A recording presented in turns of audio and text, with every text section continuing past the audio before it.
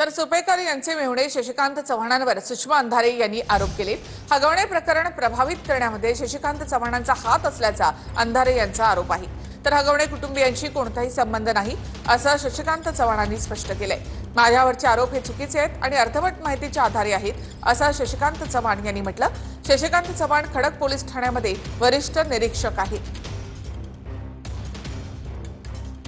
वैष्णवी हगवणे प्रकरणाला ज्या पद्धतीने एका वेगळ्या वळणावर नेण्याचा प्रयत्न झाला, त्यामुळे पोलीस खात्यात त्यांना मदत करू शकणारे आणि त्यांच्या संबंधाने असणारे अधिकारी कोण आहेत याची ज्यावेळेला आम्ही माहिती घेत होतो केस स्टडी म्हणून, तेव्हा आम्हाला शशिकांत चव्हाण यांची माहिती मिळाली।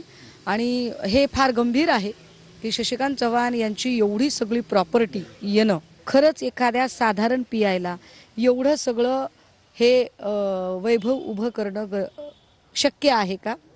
त्यांच्या मालमत्तेचे, त्यांच्या प्रॉपर्टीचे नेमके स्रोत काय आहेत ते स्रोत तपासले गेले पाहिजेत। या संबंधाने ईडीने सुद्धा तपास करावा।